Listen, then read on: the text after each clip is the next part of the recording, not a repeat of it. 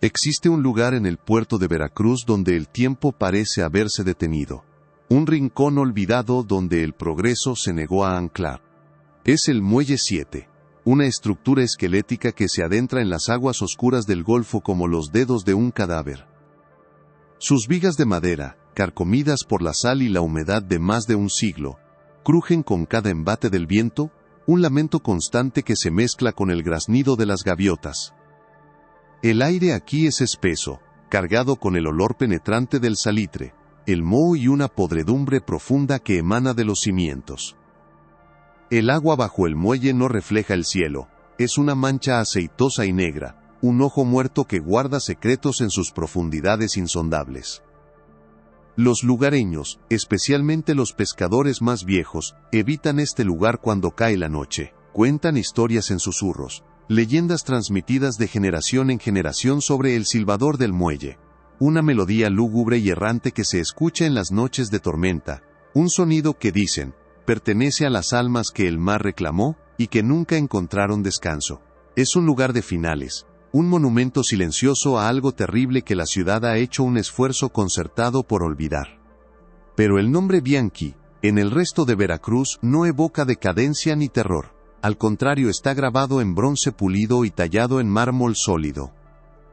Adorna las fachadas de edificios neoclásicos, el frontispicio de la antigua biblioteca y las placas de las plazas más elegantes. La familia Bianchi, liderada por el visionario patriarca don Marcello, fue la encarnación del progreso durante el Porfiriato, inmigrantes italianos que llegaron con poco más que ambición y transformaron el puerto en un motor económico para la nación.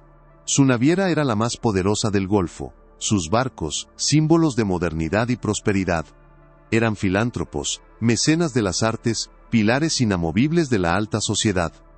Su lema, repetido en los periódicos de la época y en los discursos públicos, resonaba con la fuerza de un evangelio industrial.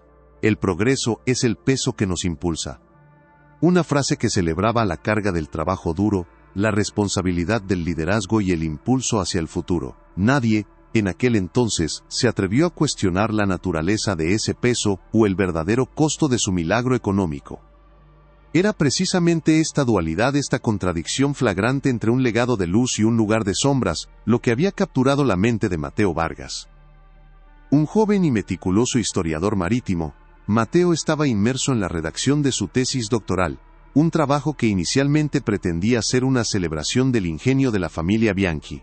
Para él, representaban el triunfo del espíritu emprendedor, la prueba de que el trabajo y la visión podían construir imperios. Pasaba sus días rodeado por el silencio solemne del archivo histórico de la ciudad, el aire impregnado del aroma a papel antiguo y cuero reseco. Con la delicadeza de un arqueólogo, desentrañaba manifiestos de carga, revisaba correspondencia comercial y estudiaba viejos planos del puerto. Su fascinación era puramente académica, una obsesión por conectar los puntos de un éxito rotundo. No buscaba fantasmas ni conspiraciones, buscaba entender la maquinaria detrás del milagro, la logística que había permitido a don Marcello Bianchi levantar su fortuna desde la nada. El Muelle 7 era para él una simple nota a pie de página, una propiedad abandonada, irrelevante para la gran narrativa del progreso que estaba construyendo. La historia que usted está a punto de escuchar quedó enterrada por más de un siglo.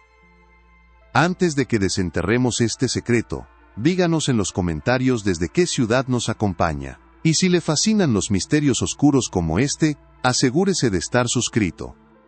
El destino, o quizás la insistencia de la propia historia por ser contada, intervino en la forma de un proyecto de restauración municipal. El antiguo edificio de la aduana, una joya arquitectónica que había sido testigo del apogeo de los Bianchi, estaba siendo reforzado. Durante las obras, en un sótano húmedo y olvidado, los trabajadores tropezaron con una pared falsa. Detrás, cubierto por el polvo y las telarañas de décadas, encontraron un cofre de metal pesado, sellado por el óxido.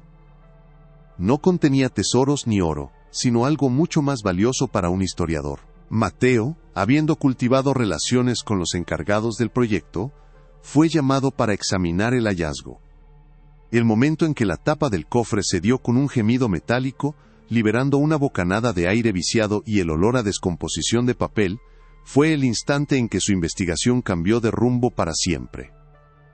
Dentro, entre legajos de documentos fiscales carcomidos por la humedad, yacía un libro de contabilidad de cuero oscuro, su lomo casi deshecho, fechado en el año 1876. Al principio, el libro no parecía más que un registro burocrático, una aburrida letanía de cifras y transacciones. Las páginas estaban llenas de entradas rutinarias, sacos de café, barriles de ron, fardos de algodón, cada uno con su peso y destino debidamente anotados.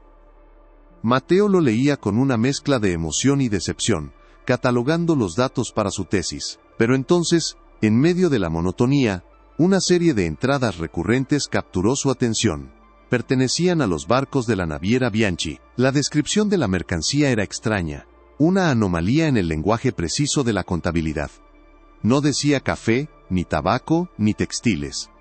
Decía, con una caligrafía elegante pero inquietante, lastre perecedero.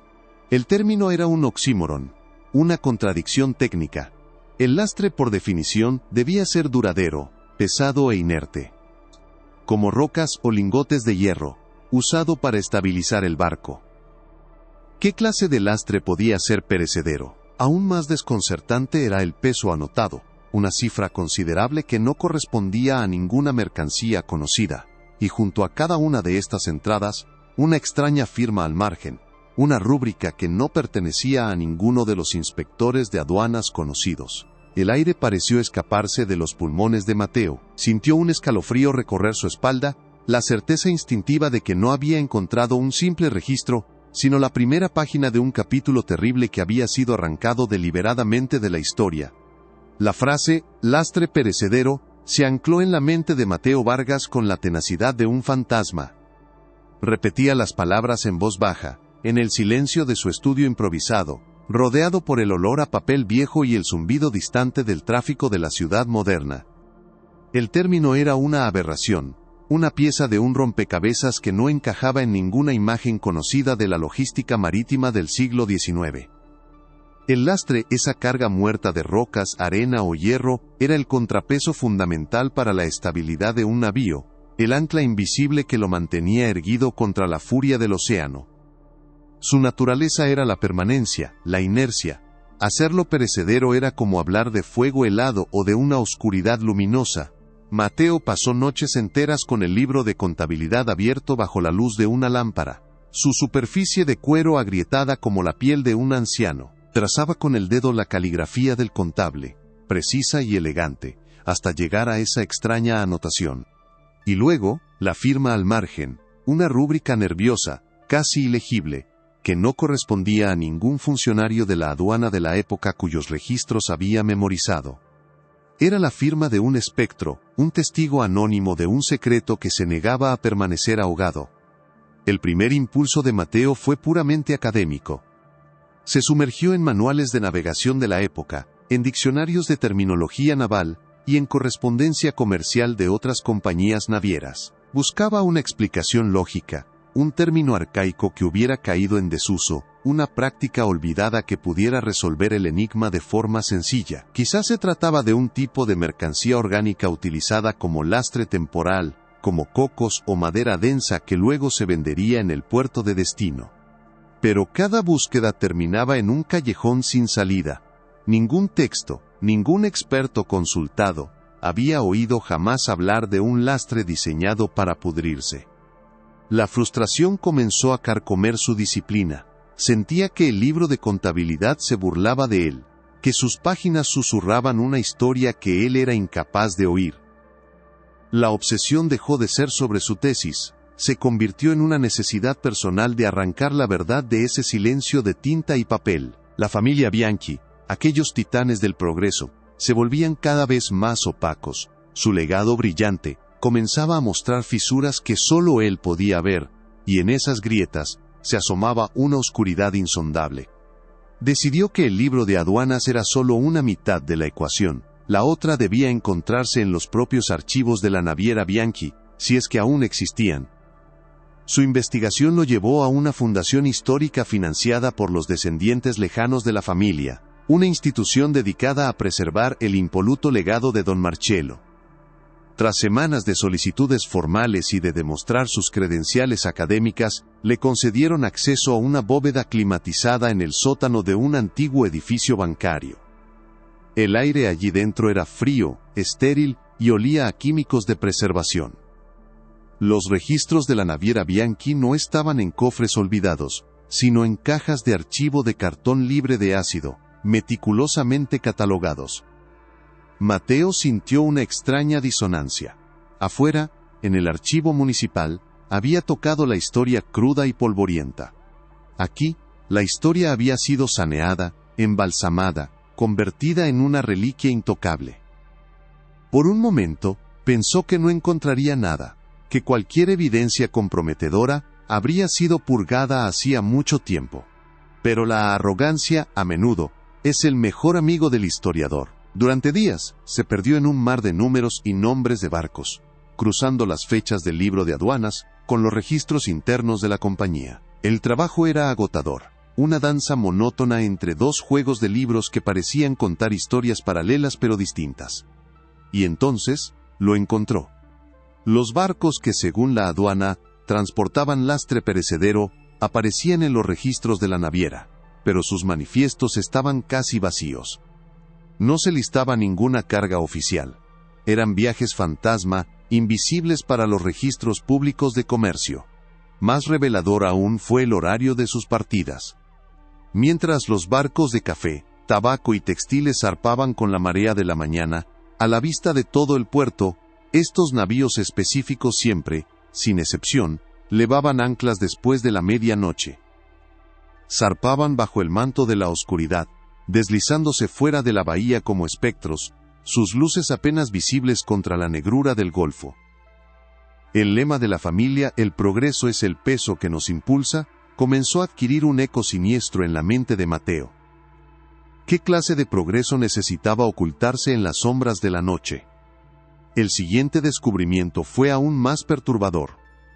Los registros de ruta de estos viajes nocturnos eran deliberadamente vagos. Mientras que un carguero de algodón tenía un destino claro, como Liverpool o Le Havre, estos barcos solo tenían anotaciones crípticas, Atlántico Norte o costas europeas. No había un puerto de destino específico, no había un consignatario esperando la mercancía. Eran viajes a ninguna parte, o a una parte que no debía quedar registrada. Mateo se reclinó en su silla, el aire frío de la bóveda pareciendo de repente mucho más gélido. La imagen que se formaba en su mente era la de una operación clandestina, metódica y de una escala considerable. Los Bianchi no solo estaban moviendo una carga extraña, habían creado toda una infraestructura logística paralela para ocultarla. El secreto no era un descuido, era el diseño. La perfección de su imagen pública no era un accidente, era una construcción, un muro de mármol y filantropía levantado para ocultar las actividades de un muelle oscuro y barcos que navegaban de noche. El historiador dentro de él sabía que los registros de la compañía solo lo llevarían hasta cierto punto. El rastro de papel estaba diseñado para ser un laberinto, para terminar en paredes de silencio burocrático. Si el lastre perecedero no era una mercancía, si era algo que se movía en secreto y de noche, entonces la respuesta no estaba en los libros de contabilidad, sino en las vidas que se cruzaron con esas noches. Mateo cambió su enfoque, abandonando los archivos comerciales por los registros mucho más humanos y caóticos del Veracruz del siglo XIX, los archivos de la policía y los registros parroquiales. Se sumergió en volúmenes encuadernados en cuero desgastado, las páginas amarillentas y frágiles al tacto, cada una conteniendo un fragmento de una vida olvidada, nacimientos, matrimonios y muertes. Pero él no buscaba los hitos de la vida, buscaba sus interrupciones abruptas, buscaba a los desaparecidos. El trabajo era como buscar agujas en un pajar de tragedias anónimas. Leía informes policiales escritos con una caligrafía apresurada, detallando disputas domésticas, robos menores y borracheras públicas. Pero al alinear las fechas de los zarpes nocturnos de los barcos Bianchi con los registros de la ciudad, un patrón comenzó a emerger. Al principio era sutil, una o dos desapariciones reportadas en los barrios más pobres, cerca del puerto. Un joven jornalero que no regresó a casa después del trabajo. Una muchacha que servía en una taberna y que fue vista por última vez caminando hacia el malecón. Las autoridades de la época habían tratado estos casos con una indiferencia pasmosa. La explicación era casi siempre la misma. Una frase repetida como una letanía cansada en docenas de informes: fuga en busca de fortuna. Se asumía que los jóvenes, desesperados por escapar de la pobreza, simplemente se habían marchado en busca de una vida mejor, quizás como polizones en algún barco. Nadie investigaba más allá. Pero a medida que Mateo profundizaba, la escala del patrón se volvió innegable y aterradora. No eran una o dos desapariciones. En las 2 o 3 semanas previas a cada viaje del lastre perecedero, los informes de personas desaparecidas se disparaban. Eran docenas. Jóvenes, en su mayoría hombres, pero también mujeres, todos de los estratos más bajos de la sociedad, aquellos cuyas ausencias apenas causarían un murmullo. Eran los invisibles, los que no tenían familias poderosas que exigieran respuestas. Mateo comenzó a trazar un mapa, colocando un alfiler rojo por cada desaparecido. Pronto, el área alrededor del puerto y del muelle 7 se convirtió en un cúmulo sangrante de puntos rojos, una geografía del horror que coincidía perfectamente con el calendario de los barcos fantasma de los Bianchi. El aire escapó de sus pulmones. La palabra lastre resonó en su mente, y por primera vez entendió su terrible y literal significado. El contrapeso. La carga para estabilizar el barco. El lastre perecedero no era una cosa, eran personas. La comprensión lo golpeó con la fuerza de una ola helada. El milagro económico de los Bianchi, su progreso, su fortuna, no se había construido sobre el comercio de café y algodón. Se había construido sobre cuerpos humanos. La idea era tan monstruosa que su mente académica luchaba por aceptarla. Buscó pruebas en contrario, alguna otra explicación, pero no la había. La correlación era matemáticamente perfecta. Una danza macabra entre los barcos que zarpaban en la oscuridad y las vidas que se desvanecían en las calles de Veracruz.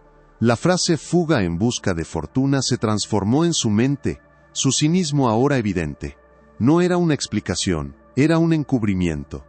Una coartada oficial, repetida una y otra vez para mantener el velo de normalidad mientras una maquinaria de secuestro operaba a plena vista, protegida por la indiferencia y muy probablemente por el oro de los Bianchi, que compraba el silencio de las autoridades. Mateo sintió un peso en el pecho, una mezcla de náusea y una furia fría. Su admiración por don Marcello Bianchi se había transmutado en repulsión. El hombre que había visto como un visionario era, en realidad, un depredador que se alimentaba de los más vulnerables de su ciudad. Su filantropía, las bibliotecas y plazas que llevaban su nombre, no eran actos de generosidad, sino de expiación, o peor aún, una fachada cínica para ocultar un abismo de depravación. La investigación había dejado de ser un ejercicio intelectual. Ahora era una obligación moral. Sentía el deber de dar voz a esos nombres en los informes policiales, de rescatarlos del olvido y de la mentira de una fuga voluntaria. Tenía la estructura del crimen, el cuándo y el quién, pero le faltaba el por qué. ¿A dónde iban estas personas? ¿Cuál era su destino final? La respuesta, sabía, no estaría en los archivos públicos. Debía buscar en los rincones más oscuros y privados de la familia Bianchi.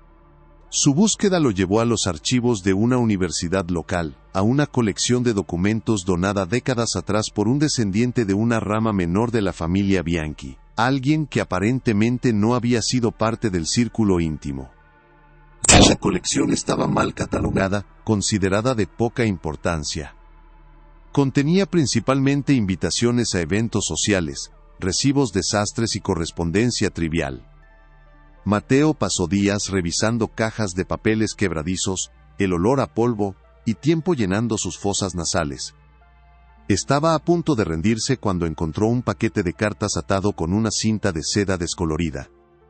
Eran la correspondencia privada entre don Marcello Bianchi y un socio comercial en Ámsterdam, un hombre llamado a secas Van der Meer. La caligrafía de don Marcello era impecable, la de un hombre de cultura y poder, pero el contenido, una vez que Mateo aprendió a leer entre líneas, era escalofriante. Las cartas nunca hablaban directamente de personas. Usaban un lenguaje codificado, una jerga de negocios que enmascaraba una realidad grotesca. Hablaban de la adquisición de piezas, refiriéndose a su calidad y resistencia. Una carta de don Marcelo se quejaba de que el último envío contenía varias piezas dañadas que no habían sobrevivido al viaje. Van der Meer respondía con instrucciones para mejorar el embalaje y la selección. En una de las cartas, don Marcelo reflexionaba sobre el costo de su empresa, no en pesos, sino en términos filosóficos. Escribió sobre el peso del alma, una frase que al principio parecía una meditación sobre la culpa, pero que en el contexto de sus operaciones, sugería algo mucho más perverso. Mateo sintió un escalofrío. Estaba leyendo la confesión de un monstruo, una confesión velada por la metáfora y la distancia, pero inequívoca en su intención. El negocio era la trata de personas, vendidas como ganado a un comprador en Europa. Sin embargo, incluso con esta revelación, sentía que le faltaba una pieza crucial. Las cartas confirmaban el crimen pero no explicaban la mecánica interna en Veracruz. No describían lo que sucedía en el Muelle 7. ¿Cómo capturaban a tanta gente? ¿Dónde lo retenían antes de los embarques de medianoche? Necesitaba un testigo, una voz desde dentro de la maquinaria de los Bianchi. Y entonces, en el fondo de la última caja de la colección, encontró algo que no debería haber estado allí. No era el papel fino y elegante de la correspondencia de don Marcelo, era un pequeño diario de bolsillo, encuadernado en cuero barato y desgastado, sus páginas manchadas por la humedad y lo que parecían ser marcas de grasa. La caligrafía en su interior era tosca, casi infantil, la de un hombre con poca educación. La primera página tenía un nombre, Eladio, y una fecha, 1876. Mateo abrió el diario con manos temblorosas. El olor a moho y a un vago aroma salino emanó de sus páginas. No era un diario de eventos, sino un torrente de confesiones y miedos. Eladio, supo por las entradas, había sido un capataz en el Muelle 7, trabajando directamente para los Bianchi. Sus escritos eran fragmentados, a menudo incoherentes, el testimonio de un hombre atormentado por la culpa, que escribía a escondidas por la noche. Describía los embarques de medianoche, el silencio impuesto a los trabajadores del muelle bajo amenaza de muerte. Escribía sobre los sonidos, los lamentos ahogados que a veces se filtraban desde la bodega principal, sonidos que le impedían dormir durante semanas. Hablaba de la paga extra, monedas de oro que quemaban en su bolsillo, el precio de su silencio. Describía el miedo que todos sentían hacia don Marcelo, un hombre que en público era un benefactor sonriente, pero que en el muelle, por la noche, tenía una mirada que helaba la sangre. Y entonces, Mateo leyó la entrada que lo cambió todo. Eladio describía un lugar específico dentro de la bodega principal del Muelle 7. No lo llamaba sótano ni almacén. Lo llamaba el cuarto frío. Escribía que era un lugar bajo el suelo de ladrillo, al que solo unos pocos hombres de confianza de don Marcelo tenían acceso. Describía cómo veía a grupos de jóvenes, aturdidos y asustados, ser llevados a la bodega por la noche, y cómo nunca los veía salir. Solo oía los sonidos. A veces gritos, luego silencio. Eladio escribió que el cuarto frío era la antesala del infierno, un lugar donde las almas se perdían antes de que sus cuerpos fueran entregados al mar. El diario terminaba abruptamente. La última entrada era una súplica a Dios pidiendo perdón por lo que había visto y por no haber hecho nada. Mateo cerró el pequeño libro, su corazón latiendo con fuerza contra sus costillas. El rastro de papel había terminado. La leyenda del silbador del muelle, el lastre perecedero, los barcos fantasma, los desaparecidos de los barrios pobres, las cartas codificadas, y el diario de un capataz atormentado. Todas las piezas del rompecabezas, antes dispersas por un siglo de silencio, ahora encajaban perfectamente, apuntando a un único lugar. Un lugar que seguía en pie, pudriéndose en la orilla del Golfo. El Muelle 7. Mateo ya no era solo un historiador analizando documentos. El diario de Eladio lo había convertido en algo más. Era el portador de un testimonio. El custodio de una verdad atroz. Y ese testimonio no le daba una conclusión, sino un mapa. Un mapa que lo llevaría fuera de los archivos y bibliotecas, lejos de la seguridad del pasado documentado. Y lo conduciría directamente a la boca del lobo, a las ruinas de ladrillo y madera donde el verdadero peso del progreso de los Bianchi había sido medido en gritos y silencio. Sabía que tenía que ir allí.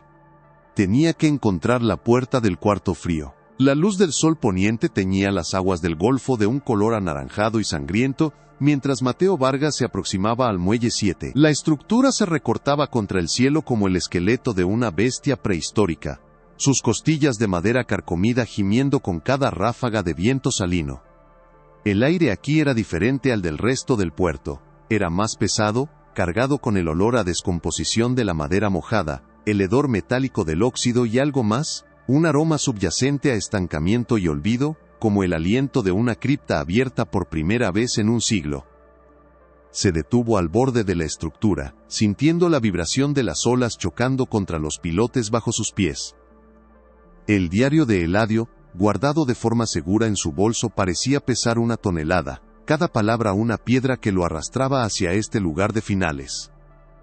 Su mente, acostumbrada a la lógica ordenada de los archivos, luchaba contra una sensación de pavor primordial. No eran los fantasmas de la leyenda del Silbador lo que temía, sino los ecos muy reales del sufrimiento humano que parecían haberse adherido a cada astilla y a cada clavo oxidado de aquel lugar.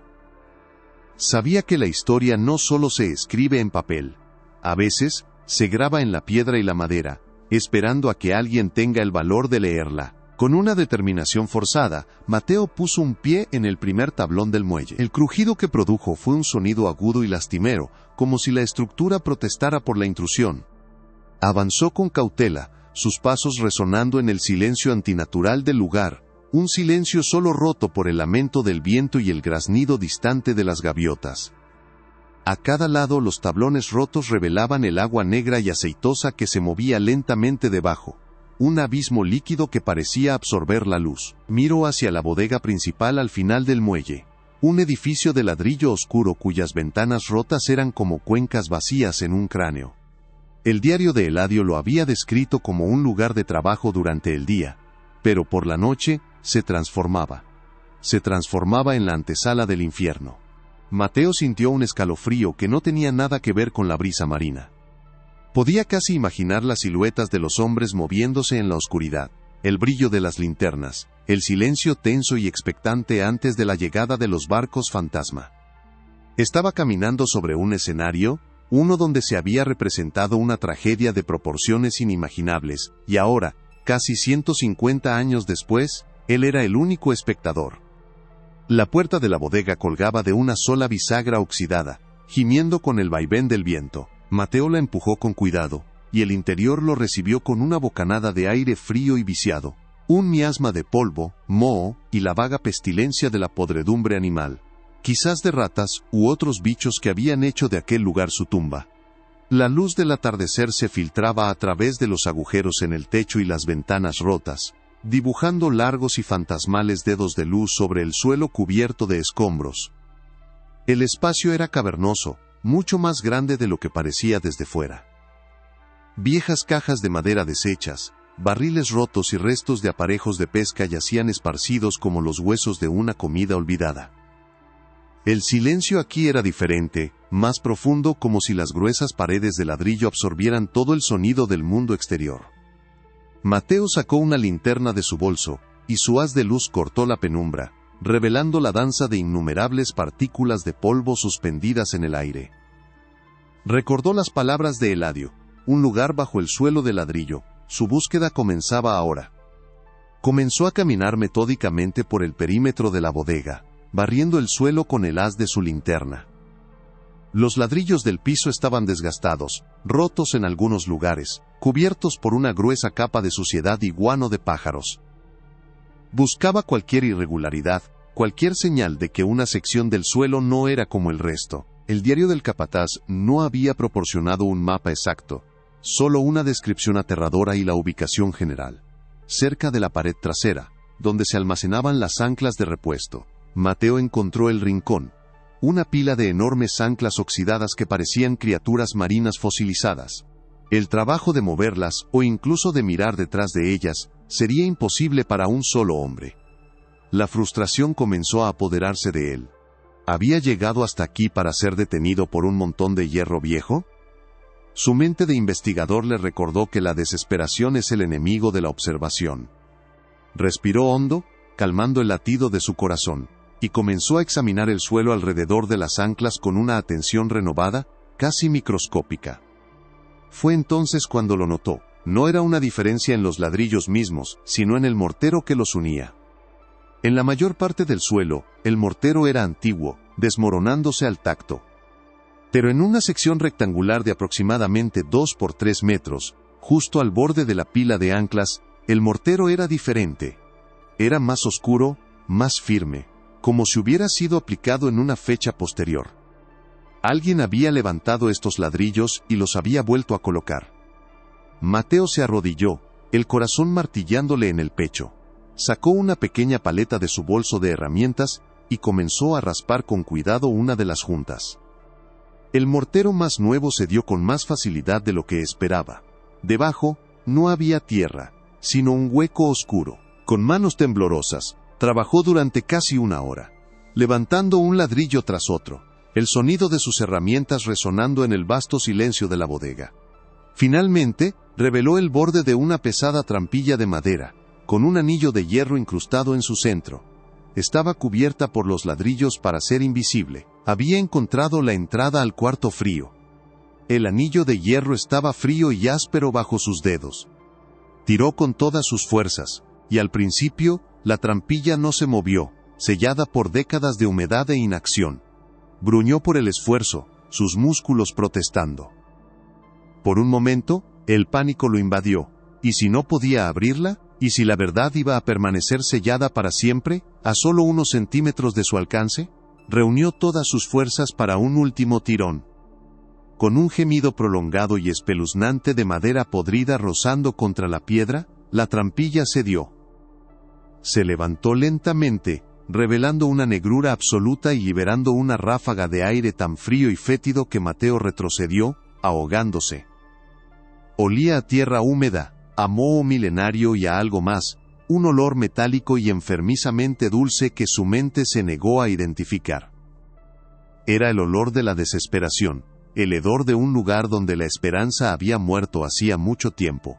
Apuntó su linterna hacia el abismo. Unas toscas escaleras de piedra descendían hacia la oscuridad. La invitación del infierno. Descender esos escalones fue el acto más difícil de su vida. Cada paso hacia abajo era un paso hacia el corazón de la pesadilla de los Bianchi. El aire se volvía más denso, más frío, y el silencio era tan absoluto que podía oír el sonido de su propia sangre latiendo en sus oídos. Las paredes de piedra estaban cubiertas por una capa de baba verdosa que brillaba bajo la luz de su linterna, y el agua goteaba constantemente desde el techo invisible, creando un ritmo lúgubre y monótono. Al llegar al fondo se encontró en una habitación rectangular, no muy grande, con un techo bajo que lo obligaba a encorvarse. El suelo era de tierra apisonada. Y entonces, su linterna reveló los detalles. Atornillados a las paredes a intervalos regulares, había grilletes de hierro, sus cadenas colgando como enredaderas muertas. Estaban oxidados pero eran inconfundibles, algunos todavía estaban cerrados. Mateo se acercó a uno, tocando el metal helado. Podía imaginar las muñecas atrapadas allí, la piel rosada hasta sangrar. Este no era un almacén, era una mazmorra. La prueba visceral del crimen de los Bianchi estaba allí, frente a él, innegable y horrible. El aire en la mazmorra era sofocante, cargado con el peso de un sufrimiento inimaginable.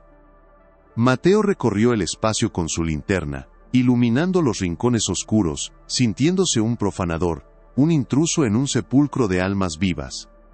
El diario de Eladio lo había preparado para el horror, pero la realidad era 1000 veces peor. Una cosa era leer sobre un lugar así. Otra muy distinta era estar dentro de él, respirar su aire viciado, sentir su frío penetrando hasta los huesos. En una esquina, encontró arañazos en la piedra, marcas de uñas desesperadas que habían intentado excavar una salida a través de la sólida pared. En otra, vio una mancha oscura en el suelo que se había filtrado en la tierra, una mancha que solo podía ser de un tipo. Cada detalle era un grito silencioso, un testimonio congelado en el tiempo. Se sentó en el suelo húmedo, abrumado por la enormidad de lo que había encontrado. La trata de personas ya no era una teoría académica basada en documentos, era una realidad física, tangible, y este cuarto era su epicentro. Mientras barría la pared del fondo con su linterna por última vez, algo capturó su atención. Una sección de la pared de piedra parecía diferente. Al igual que los ladrillos del piso de arriba, la mampostería aquí no encajaba del todo. Las piedras eran del mismo tipo, pero el patrón era sutilmente irregular, como si hubieran sido desmontadas y vueltas a colocar por manos menos expertas que las de los constructores originales. Se acercó, pasando los dedos por las frías y húmedas juntas. Empujó una de las piedras más grandes en el centro. Se movió. Con el corazón acelerado, empujó con más fuerza. La piedra se deslizó hacia adentro con un ruido sordo, revelando una cavidad oscura detrás de ella. No era una pared falsa completa, sino un compartimento secreto, apenas lo suficientemente grande como para que un hombre metiera el brazo. Apuntó su linterna al interior. Dentro del hueco, envuelto en lo que parecía ser una tela encerada para protegerlo de la humedad, había un pequeño objeto rectangular. Con manos temblorosas, lo sacó. Era un libro, un pequeño cuaderno de notas encuadernado en cuero negro de la más alta calidad, con las iniciales MB grabadas en oro deslucido en la portada. Marcello Bianchi. No era un libro de contabilidad ni un registro de negocios, era un diario personal. Mateo se quedó paralizado, sosteniendo el objeto en sus manos como si fuera una reliquia maldita. ¿Por qué el hombre más poderoso de Veracruz escondería su diario personal en el lugar más infame de su imperio secreto? El miedo y la curiosidad lucharon en su interior. Abrió el cuaderno. La caligrafía era precisa, elegante, casi quirúrgica, la escritura de un hombre de inmensa educación y control. Las entradas no estaban fechadas de forma convencional, sino que estaban tituladas con números de sujeto y códigos de envío. La primera frase que leyó hizo que se le helara la sangre en las venas, una frase que lo cambiaría todo y revelaría una profundidad de depravación que nunca podría haber imaginado. La entrada comenzaba así: sujeto 73, varón, aproximadamente 19 años, condición física deficiente, no apto para el envío. Designado para el estudio del peso. Mateo releyó la frase una y otra vez, su mente negándose a procesar la implicación. ¿Estudio del peso? Hojeó las páginas, y el patrón se repitió. Sujeto 81. Mujer, aproximadamente 22 años. Signos de desnutrición. Designada para el estudio del peso. Sujeto 94. Varón, 16 años. Demasiado frágil. Designado para el estudio del peso. El diario no era un registro de crímenes, era un cuaderno de laboratorio. Don Marcello no solo secuestraba y vendía a estas personas, usaba a los que consideraba demasiado débiles para sobrevivir al viaje transatlántico para algo más. Los usaba como sujetos de experimentación. La verdad era mucho más perversa, mucho más monstruosa que la simple y brutal economía de la trata de esclavos.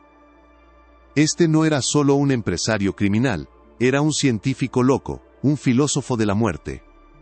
Las siguientes páginas detallaban el procedimiento con una claridad escalofriante y desapasionada. Don Marcello, obsesionado con una filosofía retorcida y pseudocientífica sobre la fuerza vital y la esencia del espíritu humano, creía que el alma tenía una masa física, un peso tangible que abandonaba el cuerpo en el momento de la muerte. Su estudio del peso era un intento sádico y metódico de medir esa pérdida. El diario describía la construcción de una báscula de precisión, lo suficientemente grande como para sostener a una persona. Describía cómo los sujetos eran atados a la plataforma y pesados. Y luego, con una frialdad que helaba el alma, describía las diversas formas en que se les quitaba la vida, mientras él observaba atentamente la aguja de la báscula, anotando la fluctuación exacta, la pérdida de gramos en el instante final. La frase de sus cartas, el peso del alma, no había sido una metáfora poética sobre la culpa. Había sido literal.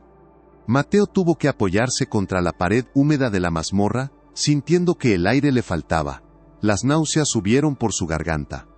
Estaba leyendo el testimonio de una mente completamente rota, una mente que había logrado enmascarar su demencia bajo la apariencia de progreso y filantropía. Don Marcello no veía a sus víctimas como seres humanos. Eran datos. eran variables en su ecuación de mente. Eran piezas, como había escrito en sus cartas, no solo para la venta, sino para el desmantelamiento. El lema familiar, el progreso es el peso que nos impulsa, resonó en la mente de Mateo con un nuevo y aterrador significado. El peso no era la carga de la responsabilidad. Era el peso literal de las almas que don Marcelo creía estar midiendo, el peso de los cuerpos que apilaba en nombre de su horrible ciencia. El progreso de los Bianchi no se había construido sobre el comercio, se había construido sobre una montaña de cadáveres torturados en un laboratorio secreto bajo un muelle olvidado.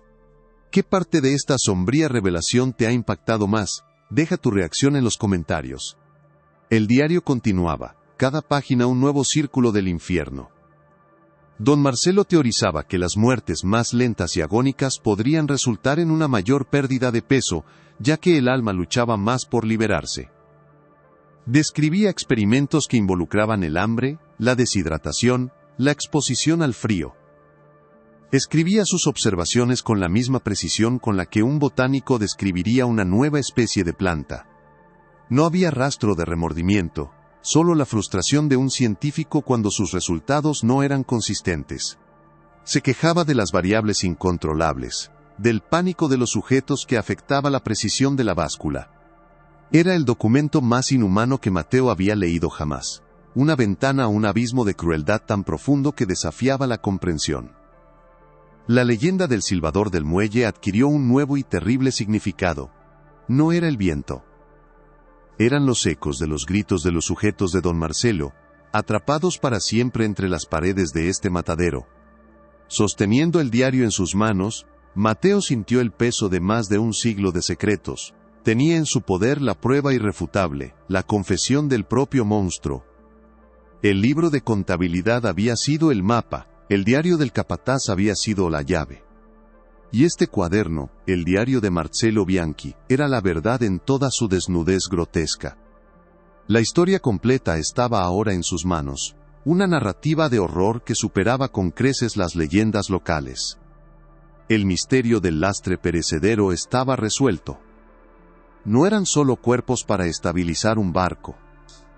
Eran el subproducto de una fábrica de muerte, los restos de experimentos fallidos, la basura humana de un hombre que se creía un dios, un hombre que pesaba almas en la oscuridad mientras el mundo de arriba aplaudía su nombre y celebraba su progreso. El escenario para el enfrentamiento final con la verdad estaba listo. Ahora, solo quedaba contar la historia. La luz de la linterna temblaba en la mano de Mateo, no por el frío de la mazmorra, sino por el temblor que recorría todo su cuerpo. Sostenía el diario de don Marcello Bianchi, un objeto que se sentía a la vez sagrado y profano, una reliquia de una fe demente. El mundo exterior, el Veracruz del siglo XXI con sus ruidos de tráfico y su vida bulliciosa, había dejado de existir. Solo quedaba el silencio sofocante de aquella cripta, y las palabras escritas con una caligrafía perfecta que describían el infierno. La reconstrucción de la verdad ya no requería de suposiciones ni de inferencias. El propio arquitecto del horror había dejado los planos. La narración de los hechos se impuso en su mente, clara y terrible, como si las paredes de piedra se la susurraran. Imaginó una noche cualquiera de 1876. Arriba, en la mansión Bianchi, las luces de gas brillaban sobre los vestidos de seda y los uniformes militares, el sonido de un vals se derramaba por las ventanas abiertas hacia el jardín, y el propio don Marcelo, el anfitrión perfecto, levantaba su copa en un brindis por el progreso, por el futuro brillante de Veracruz. Su sonrisa era la de un benefactor, la de un pilar de la sociedad, pero su mente estaba en otra parte. Estaba abajo, aquí, en el frío y la oscuridad del Muelle 7, donde el verdadero trabajo de su vida se llevaba a cabo.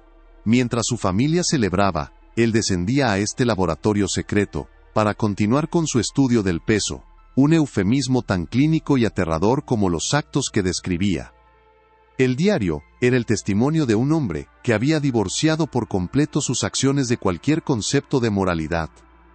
No se veía a sí mismo como un monstruo, sino como un pionero en un campo de estudio desconocido, un filósofo que buscaba respuestas a las grandes preguntas de la existencia a través de la experimentación más brutal. Las páginas describían con un detalle obsesivo la construcción de sus herramientas. Había diseñado y encargado una báscula industrial de una sensibilidad extraordinaria, no para pesar café o algodón, sino para detectar la fluctuación de gramos en un cuerpo humano en el tránsito de la vida a la muerte. Describía los grilletes, no como herramientas de contención, sino como instrumentos para asegurar que el sujeto permaneciera inmóvil, para no alterar la delicada calibración del experimento. El cuarto frío no era una mazmorra en su mente, sino un laboratorio estéril, y sus víctimas no eran personas, eran especímenes, variables en su búsqueda de una constante universal: el peso del alma. El lema de la familia, el progreso es el peso que nos impulsa, se revelaba ahora en su interpretación más literal y psicopática. El progreso, para don Marcelo, era la acumulación de datos obtenidos de la muerte, y el peso era la cifra que esperaba encontrar, la prueba empírica de su retorcida visión del mundo, un peso que él, y solo él, se atrevía a medir y a llevar. Con esta revelación, todas las piezas restantes del rompecabezas cayeron en su lugar con una precisión devastadora. La operación de trata de personas, el secuestro de los desposeídos de Veracruz, no era simplemente un negocio secundario para financiar su estilo de vida. Era, en primer lugar, un sistema de suministro para su laboratorio. Los individuos más fuertes y sanos eran seleccionados para ser vendidos a su contacto en Ámsterdam, generando los ingresos que mantenían toda la maquinaria en funcionamiento y compraban el silencio de las autoridades. Pero los más débiles, los enfermos, los que él juzgaba no aptos para sobrevivir al viaje transatlántico, recibían un destino mucho peor: se convertían en el material de su investigación. Y el lastre perecedero, ese término que había iniciado toda la investigación de Mateo, adquiría su significado final. No eran solo las personas que vendía, eran también los cuerpos de sus experimentos fallidos, los restos de su ciencia macabra, desechos que debían ser eliminados de la forma más discreta posible, arrojados a las bodegas de los barcos fantasma y hundidos en las profundidades anónimas del Atlántico. La leyenda del silbador del muelle ya no era un misterio. Era el eco perpetuo del sufrimiento, el lamento colectivo de cientos de almas torturadas y olvidadas, un sonido que el viento se negaba a dejar morir. Cuando Mateo Vargas emergió de la bodega del Muelle 7, el sol ya se había puesto por completo, y la oscuridad que lo envolvía parecía una extensión de la que acababa de abandonar. Ya no era el académico ambicioso que buscaba celebrar un legado de éxito. Era el custodio de una verdad tan pesada, que amenazaba con aplastarlo. La publicación de sus hallazgos, respaldada por el diario de don Marcelo, no fue una simple tesis doctoral, fue un terremoto que sacudió los cimientos históricos de Veracruz. Al principio hubo incredulidad, la defensa instintiva de un pasado glorificado. Pero las pruebas eran irrefutables. El horror detallado en la propia mano de don Marcelo silenció a todos los escépticos. La ciudad de Veracruz se vio obligada a mirarse en un espejo roto, a reconocer que la edad de oro de su progreso, su modernidad y su prosperidad, había sido financiada por la sangre y el sufrimiento de sus ciudadanos más vulnerables. El nombre Bianchi, grabado en bronce y mármol por toda la ciudad, se convirtió de la noche a la mañana en una marca de infamia. En un acto de catarsis colectiva, las placas con su nombre fueron arrancadas de las fachadas, las estatuas dedicadas a su filantropía fueron retiradas de las plazas públicas, y los libros de historia fueron reescritos a toda prisa, reemplazando al titán de la industria con el monstruo que realmente fue. El Muelle 7, durante mucho tiempo un lugar de leyendas espeluznantes y decadencia olvidada, adquirió un nuevo y solemne propósito. Dejó de ser un rincón evitado del puerto para convertirse en un sombrío monumento a las víctimas sin nombre. Un lugar de peregrinación silenciosa para aquellos que buscaban honrar la memoria de los desaparecidos. El aire allí sigue siendo pesado, pero ahora la gente entiende por qué. No son fantasmas lo que habita entre sus vigas podridas, sino el peso de la historia, la gravedad de una verdad desenterrada. Para Mateo Vargas, la victoria de la verdad trajo poca paz. Resolvió el enigma que lo había obsesionado, pero a un costo personal inmenso. Las palabras del diario de don Marcelo quedaron grabadas en su memoria. Y el conocimiento del sufrimiento que tuvo lugar en el cuarto frío se convirtió en una carga que llevaría por el resto de su vida. El peso del secreto de los Bianchi, un peso que don Marcelo creía estar midiendo en su báscula, había sido finalmente transferido, no a los libros de contabilidad, ni a las profundidades del océano, sino a la conciencia de quien se atrevió a descubrirlo. Él había encontrado la verdad, pero en el proceso, había perdido para siempre la inocencia de mirar al pasado como un simple relato de hechos y cifras. La historia de la familia Bianchi y su muelle macabro es un recordatorio brutal de que las fachadas más brillantes del progreso pueden ocultar los cimientos más oscuros. Nos obliga a preguntar qué otros horrores yacen enterrados bajo los monumentos que celebramos y los legados que damos por sentados. El mal que don Marcelo desató no fue una fuerza sobrenatural, sino un producto aterradoramente humano de la arrogancia, el poder sin control, y una mente que eligió ver a otras personas no como almas, sino como números en una ecuación. La verdad ha sido revelada, el nombre de los culpables ha sido manchado, y el lugar de sus crímenes se ha convertido en un memorial. Pero en las noches de tormenta, cuando el viento del Golfo aúlla a través de la estructura esquelética del Muelle 7, algunos todavía afirman oír una melodía lúgubre, un silbido errante, y ahora sabemos que no es el lamento de un solo fantasma, sino el eco inextinguible de cientos de voces. Un recordatorio perpetuo de un peso que una ciudad entera apenas comienza a aprender a llevar. Si la búsqueda de la verdad en este caso te ha mantenido cautivo hasta el final, demuestra tu apoyo dando un me gusta al video y compartiéndolo con alguien que también adore un buen misterio. Y para no perderte ninguna de nuestras futuras investigaciones en Archivos Olvidados, suscríbete y activa la campana.